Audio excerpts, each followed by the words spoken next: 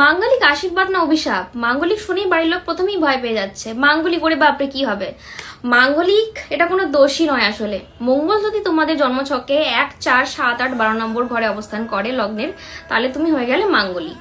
এটা কোনো দোষ নয়, এটা হচ্ছে সেই ঘর অনুযায়ী তোমার মঙ্গলটা হাই হবে। এটা নিজেদের ঘর, বেড প্লেজারের ঘর, মানে মঙ্গল ওখানে হাই, সেই ঘর অনুযায়ী তোমার যেমন 8 আর 12 সেক্সুয়াল প্লেজারের ঘর, তো সেখানে মঙ্গল থাকলে তোমাদের অনেক সেক্সুয়ালিটিটা অনেক হাই হবে। তো সেই জন্য বলে মাঙ্গলিকের সাথে মাঙ্গলিকের বিয়ে দিয়ে দাও, মেন্টালিটি ম্যাচ করার জন্য, ওইটা ম্যাচ করার জন্য।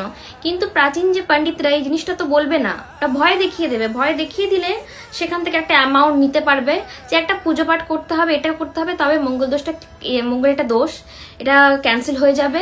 তো এরকম করে টাকা রোজগারের একটা ব্যাপার চলছে। ভয়টা খুব সহজেই বিক্রি হয়, ঠিক আছে? প্রশ্ন করতে শেখো, বাড়ির লোকেরা প্রশ্ন করো। সেই পণ্ডিতকে যদি প্রশ্ন করো কিভাবে মাঙ্গলিক, কেন মাঙ্গলিক একটু বলুন তো, বলতে পারবে না। প্রথম মাঙ্গলিক, ডাবল মাঙ্গলিক, ট্রিপল মাঙ্গলিক, অনেক রকমের মাঙ্গলিক হয়। বৃহস্পতির কারো ক্ষেত্রে সে মাঙ্গলিক ক্যান্সেলেশন হয়ে গেছে, তাকেও মাঙ্গলিকের পুজো করাচ্ছে। আজব জিনিস, কাল একটা ক্লায়েন্ট পেলাম যে মাঙ্গলিকই নয়, তাকে মাঙ্গলিক বলে তার পুজো করিয়ে দিয়েছে। বিহার ইউপিরই ঘটনা। সেই জন্যই ভাবলাম ভিডিওটা যাতে তোমাদের কাছে যায় বা অ্যাভয়েড করতে পারি আমি, যে এটা কোনো নেগেটিভ জিনিস নয়।